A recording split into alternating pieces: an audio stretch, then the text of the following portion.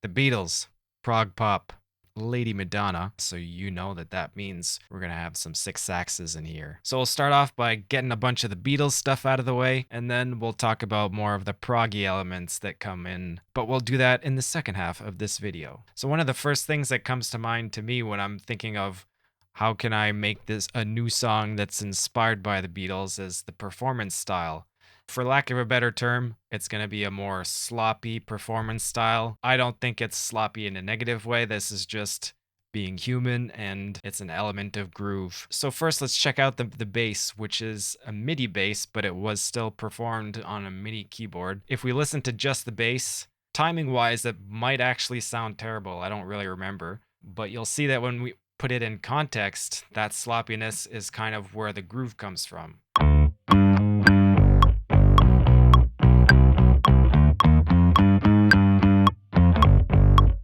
And if we add some drums now that are somewhat humanized and turn off the click, then it's all of a sudden not exactly sloppy in a bad way, but it's just kind of ebbing and flowing with the groove.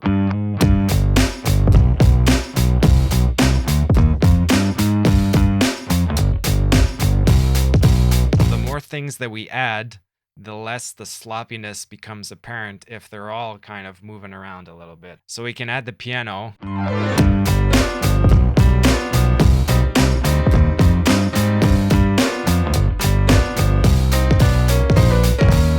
When it's just one instrument and a click, it's tempting to edit everything and make it perfect because we're hearing it in this totally exposed way. But you have to remember that in most cases, you're not going to be listening to that thing exposed, and the listener is not going to be listening to that thing totally exposed either. You got to always kind of listen in context and see that sometimes what you see as this glaring thing that you need to correct is not that at all, and it's just going to be part of the humanity of the recording and the performance. The next thing that I think of when I think of the Beatles is obviously, well, maybe not obviously, but the bass, and specifically that it's a lot more melodic and active.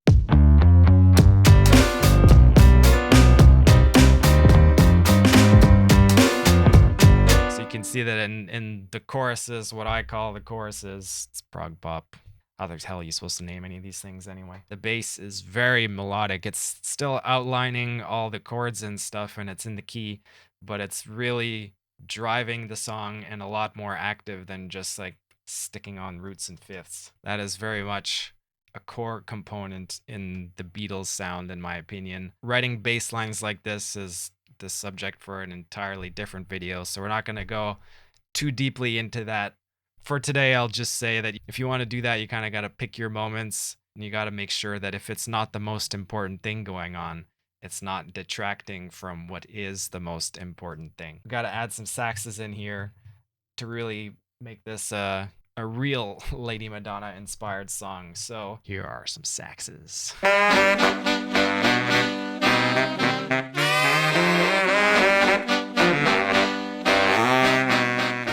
That we're taking from Lady Madonna is the simple rhythms, repeated notes, not too complicated, some fills here and there. Another thing that we're taking is the distortion, because on that track and also on Got to Get You Into My Life, the saxes are quite heavily distorted. And so without this distortion, it sounds like this.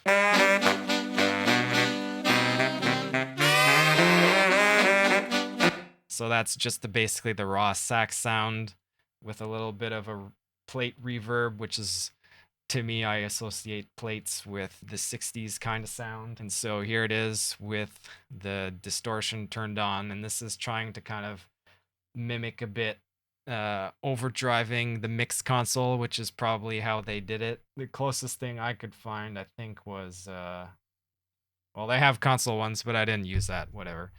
Basically, we're just overdriving an amp.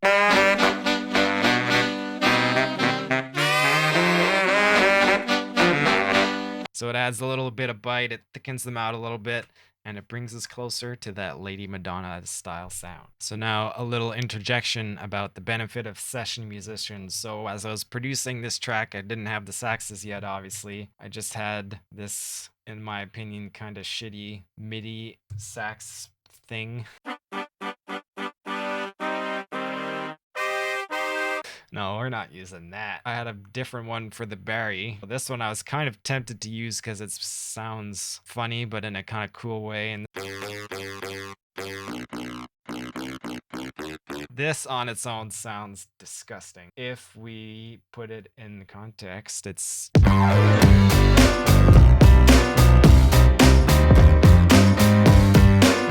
I wouldn't say it's passable as a Barry sax, but it has its own vibe. And so the benefit of session musicians is that you can have different notes coming out at different times, different nuances on different notes with the chord, much more realistic bends and slides and stuff, kind of workshop the part back and forth and get their opinion on what a more sax-like sax part would be. So you can add slides, glisses, growls, and all this stuff that you're never gonna get with a contact instrument or pretty much any MIDI brass instrument at this point anyway. So next up in terms of the Beatles stuff is the piano comping. For the most part, I kind of associate Beatles piano comping with just quarter notes, but there are some songs where the comping pattern is a bit more dynamic. Like in this case, you kind of get a mix of eighth notes, but also you get a mix of little melodic lines and some single notes here and there. So it's a bit more pianistic than kind of what I associate with the majority of Beatles comping.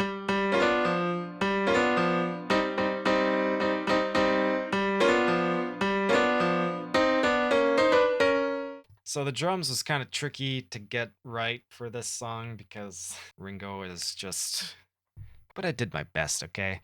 So we got some kind of more old school sounding drum samples, and it's kind of compressed in a way where even if the hi-hat is going on all the eighth notes, it kind of gets ducked down when a kick or a snare is getting hit, and when a kick or a snare is not getting hit, then the hi-hats get brought up by that compression. That's not what it sounds like at all when it's the whole drum group playing.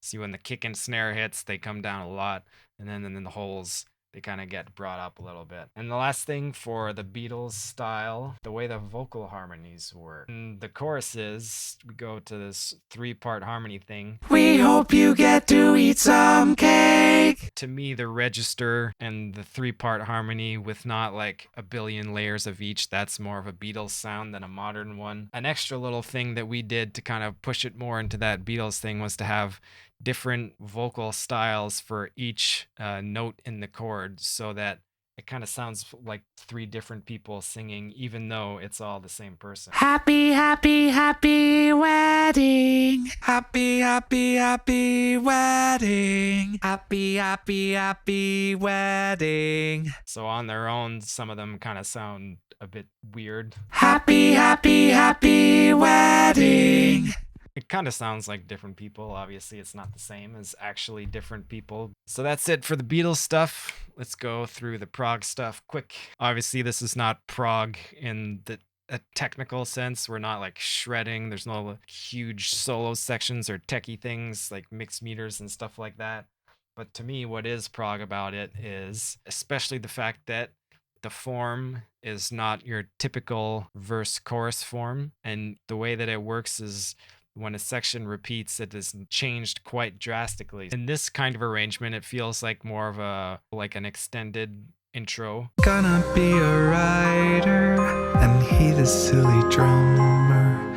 It is the same thing as this section, just totally in a different arrangement. And with 12 years gone, and love still strong, their sights set on eternity. It's the same vocal melody, same chord progression and everything, but now we're in groove mode, we're not in intro mode. The same thing happens with what I call the choruses, which is the closest we get to actual repetition. So this is the first chorus. Happy, happy, happy wedding.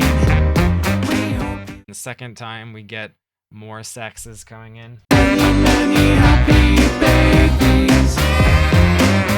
The last time that it actually comes doesn't feel like a chorus at all. It feels more like a bridge, which it kind of is in the literal sense, where we're going from one world to another. 3 and 10 and 20 anniversaries with ups and downs along the way.